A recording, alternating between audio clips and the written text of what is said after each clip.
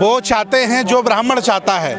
अब ब्राह्मण क्या चाहता है ये पूरा भारत जानता है। वो तो उसे एक रंग में रंगना चाहता है, वो आपको गुलाम बनाना चाहता है, आपकी नौकरी छीनना चाहता है, वो आपको बर्बाद करना चाहता है। अम्बेडकरवाद ब्राह्मणवाद की दुकानें बंद करता है, उनको सामान लाता है, इनका ऊंचापन खत्म हो जाता है, इसलिए अम्बेडकरवाद से नफरत करते हैं। एक्चुअली हम लोग प्लानिंग बनाते रहे, तब तक हमारे दुश्मनों ने गेम कर दिया है और ये प्लानिंग हम लोग समझ नहीं पाए और ये षड्यंत्र हुआ है बहुत बड़ा। अब आज समझ में आ रहा है कि षड्यंत्र हुआ है और आने वाले समय में उसका खुलासा भी होगा और हम सब लोग मिलकर के पुरखों की विरासत को बचाने का काम करेंगे। क्या लगता है मुक्त हो पाएगा बोधगया या ऐसे ही विफल हो जाएगा? नहीं, बोधगया मुक्त होगा और मजबूरन सरकार को मुक्त करना पड़ेगा। ये लड़ाई एक व्यक्ति की नहीं है, ये लड़ाई भंते सुमित रतन की नहीं है, ये लड़ाई देश भारत के सभी अम्बेडकरवादियों की है, दुनिया के बौद्धों की है, इसलिए मजबूरन इन्हें झुकना पड़ेगा। आज ये जंतर मंतर पर आप लोग इकट्ठा हुए, क्या मकसद है इसका? जंतर मंतर पर इसलिए सब लोगों को बुलाया गया है कि जो आंदोलन है अब तक व्यक्तिवादी था, एक व्यक्ति के द्वारा चलाया जा रहा था। ये मांग उठी कि एक समन्वय कमेटी बननी चाहिए, उसमें लगभग 100 बौद्ध भिक्षु रहें, 500 उपासक रहें और पूरे भारत के लोग शामिल हों। तो कल 2 दिवसीय हमारी चिंतन शिविर है अंबेडकर भवन में। हम लोग वहां तय करेंगे कि आंदोलन समन्वय समिति कौन कौन बनेगी और फिर कैसे आगे बढ़ाया जाएगा। कमेटी तो बनी हुई थी ना पहले से ऑलरेडी? नहीं, जो कमेटी बनी थी वो शक के दायरे में है। ऐसा महसूस हो रहा है कि वो नागपुर से चलाई जा रही है, इसलिए सभी लोगों ने मिलकर ये नियम लिया कि अब विरासत को बचाने के लिए समन्वय समिति बनानी पड़ेगी। आपके एक साथी जेल में है, क्या उनको छुटाने? नहीं, मेरा साथी जेल में है, वकील कर लिए गए हैं और बेल के लिए डेट मांगी गई है। मैं आपको बताना चाहता हूं इस समय डिस्ट्रिक्ट कोर्ट, हाई कोर्ट सब छुट्टी पर हैं, हर जगह छुट्टी चल रही है, वकील सब घूमने गए हैं, कोर्ट सब बंद हैं, इसलिए दिक्कत हो रही है। नहीं तो बिना चार अभी तक बाहर आ जाते। हमारी बराबर बात हो रही है और जो टीम ऑब्जर्वेट कर रही है सबसे हमारी बात हो रही है। बड़े गंभीर आरोप लगा दिए हैं बिनाचार्य जी। नहीं, गंभीर आरोप तो उन पर भी लगा देते हैं, वो अर्बन नक्सल कहते हैं, धर्मांतरण का आरोप लगा देते हैं। जिनकी सरकार होती है वो कोई भी मुकदमा दर्ज कर सकते हैं, तो ये सरासर गलत हुआ है और इसका हम विरोध करते हैं, इसलिए आज जंतर मंतर पर आए। कहा जा रहा है इस आंदोलन में, जैसे आपने कहा, देखिए दोष उनका नहीं है, जो शातिर होता है वो प्यादे ढूंढता है और हमारे लोग आसानी से जमीर बेच देते हैं। क्योंकि ये समाज जातिवादी है, व्यक्तिवादी है, वर्गवादी है। ये बुद्ध अंबेडकर से इतर होकर ये जातिवादी मानसिकता से जुड़ जाता है तो आसानी से वो फंसा लेते हैं और वो पैसे का लालच, पद का लालच दे देते हैं, तो हमारा भोला भाला व्यक्ति उनके गिरोह में जुड़ जाता है। वही हमारे इस आंदोलन में हुआ है। आज इतना बड़ा प्रोग्राम जंतर मंतर पर हुआ, आकाश लांबा इस प्रोग्राम में नहीं आया? आकाश लामा जी को बुलाया गया था, भंते प्रज्ञाशील को बुलाया गया था, जो नहीं आए इसका मतलब वो काले लोग हैं, गंदे लोग हैं, उनके चेहरे पर कालिक है। और जो अच्छे लोग हैं, ईमानदार लोग हैं, जिन्होंने कभी किसी के साथ धोखा नहीं किया, वो इस कार्यक्रम में हैं। अब हम समन्वय समिति बनाएंगे, मिलकर अकेला बोधगया ही नहीं भारत की सभी विरासतें मुक्त कराएंगे। आकाश लांबा या प्रज्ञाशील नहीं चाहते बोधगया ब्राह्मण मुक्त हो? वो चाहते हैं जो ब्राह्मण चाहता है।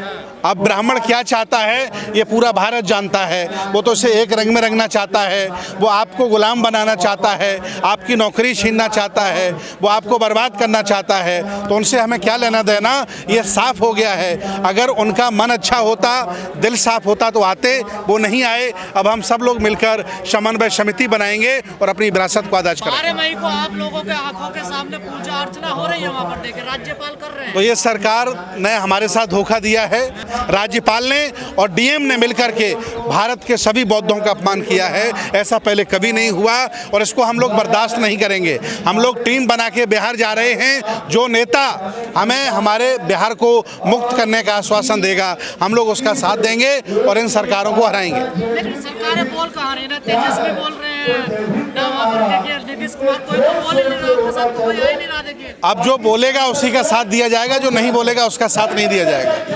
तो क्या लगता है कांग्रेस आ गई है इस आंदोलन में? कांग्रेस अगर बोलेगी तो कांग्रेस का साथ दे देंगे, बहन जी बोलेंगे तो बहन जी का साथ दे देंगे। जो बस विश्वास दिलाएगा, जो घोषणा करेगा, अब बौद्ध समाज उसी का साथ देगा। एक आंदोलन आपका बोधगया में चल रहा है, ग्वालियर में भी चल रहा है, बाबा साहब की मूर्ति नहीं लग पा रही है। अब जो लोग बाबा साहब को पढ़ कर के कोट पहनते हैं बाबा साहब को पढ़ कर के वकील बनते हैं। अगर वही गद्दारी कर रहे हैं तो मैं क्या करूं? जो वकील गद्दारी कर रहे हैं वो बाबा साहब का संविधान पढ़ कर के ही वकील बने। मैं चाहता हूं मध्य प्रदेश सरकार जल्दी बाबा साहब की प्रतिमा लगाए। जब बाबा साहब की प्रतिमा सुप्रीम कोर्ट में लग सकती है तो हाई कोर्ट में क्यों नहीं? बाबा साहब से इतनी नफरत क्यों है? बाबा साहब से इसलिए नफरत है कि बाबा साहब ने इनकी दुकानें बंद कर दी हैं। बाबा साहब ने इनकी दुकानें बंद कर दी हैं, इसलिए नफरत है, और कोई नफरत नहीं है।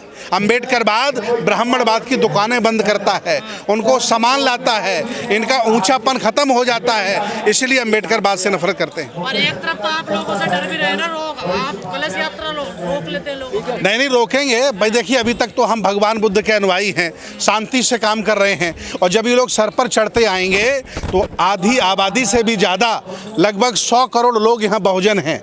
अगर हम लोग भी इन्हीं की तरह हाथ में डंडे उठा लें और इनका हाथ मरोड़ना शुरू कर दें तो भारत के क्या हालात होंगे। लेकिन हम बुद्ध के अनुयायी हैं, संविधान को मानने वाले हैं, हिंसा नहीं करेंगे और बड़े ही शांतिपूर्ण तरीके से अपने अधिकारों के लड़ेंगे। बिहार सरकार के ऊपर आपका क्या स्टेटमेंट? बिहार सरकार निकम्मी है, झूठी है, धोखेबाज है, इसे बदलना चाहिए। धन्यवाद। लेकिन 2017 में सब्बीरपुर कांड हो गया था, आपको पता होना चाहिए सहारनपुर में। देखिए जो सब्बीरपुर कांड हुआ उसमें लोगों ने लड़ाइयाँ लड़ी, आज भी लोग लड़ रहे हैं। भूतपूर्व प्रधान आज हमारे बीच में नहीं है, उनकी मैं कदर करता हूँ, उनकी कुर्बानी की। और वहाँ से एक शुरुआत हुई कि भाई हम अत्याचार नहीं सहेंगे, और आज हमारे लोग आवाज़ उठाते हैं आप सब भोजन मीडिया के माध्यम से, तो वो आवाज़ जाती है ना। तो इससे बहुत भयानक शोषण होते हैं साहब। एक महिला के साथ आपने देखा नहीं, फूलन देवी जी के साथ क्या हुआ, 21 लोगों ने रेप कर दिया। जब जवाब दिया तो पूरा देश हिल गया। आज भी उनके हत्यारे ऐसे घूम रहे।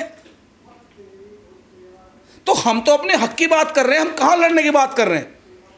हम तो अपने बचाव में करते हैं।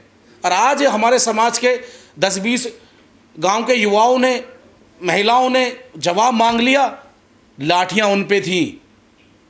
वो तो प्रशासन बीच में ना होता तो वो हमारे लोगों को जला देते, बस्ती मांग लगा देते। लेकिन मध्य प्रदेश से ग्वालियर में बाबा साहब की प्रतिमा नहीं लगने दे रहे हैं कुछ वकील, वो भी काला कोट पहनते हैं, कानून को जानने वाले लोग हैं वो। तो अब देखो ना कितनी ओछी गंदी मानसिकता है। जिस बाबा साहब के कानून से और आप लोग की डिग्री लेकर के अपने बच्चों का पेट पालन कर रहे हैं, आज वही लोग बाबा साहब की प्रतिमा लगने नहीं दे रहे। इससे बड़ा दुर्भाग्य और क्या होगा? जिस देश से संविधान, जिस संविधान से देश चलता है, जिस बाबा साहब की बात प्रधानमंत्री जी एक नहीं 1000 बार अपने भाषणों में करते हैं, विदेश में जाकर के इन्हें जो फंड मिलता हो बाबा साहब तथागत गौतम बुद्ध के नाम पे मिलता है, और आज उनकी प्रतिमा को स्थापित नहीं होने दे रहे। कानपुर में मंगटा गांव सन 2018 के करीब, अगर आपको याद होगा, बोध कथा पे इन लोगों ने पूरे गांव को भगा भगा के मारा। जब कहाँ गए थे ये लोग? आज इटावा की घटना जो इनको इतना मिर्च लगा रही है, अगर मैं घटना गिनाने पाऊंगा तो आज अभी इसी घंटे में पूरे देश में, पूरे प्रदेश में कितना तांडव होता है हमारे समाज के लोगों पर। जातीय राजनीति है, जातीय संघर्ष होता है, उसमें बाबा साहब केंद्र में क्यों होती है हमेशा? जब आदमी अपने सेल्फ डिफेंस के लिए, अपनों के लिए बात करता है तो वो संविधान की बात करता है, वो बाबा साहब की बात करता है। और खास करके इस बहुजन समाज के, जाटो समाज, वाल्मीकि समाज, धोबी समाज पर, खटीक समाज पर शोषण क्यों होता? जो आदमी अपने आप को बताने को, अपने आप को बढ़ाने का प्रयास करता है, तो ये लोग नहीं चाहते। ये तो चाहते हैं कि बिल्कुल वही गुलामी रहे, उसी प्रकार से चलता रहे जो मनु ने लिखा है। राजस्थान के हाई कोर्ट में मनु की स्थापित मूर्ति लगी, मनु ने कौन सा संविधान लिख दिया? ये बात तो कोई करने को तैयार है नहीं। कह रहे कोई धर्मशाला है, हाई कोर्ट है, यहाँ नहीं लगेगी बाबा साहब। तो हम भी तो कह रहे हैं, ये वकील साहब के घर की पर्सनल जागीर नहीं है, सरकारी संपत्ति है। सरकारी संपत्ति में भारत रत्न परम पूज्य बाबा साहब डॉक्टर अम्बेडकर की प्रतिमा लगेगी, ना कि तुम्हारे अब्बा या आका की लगेगी।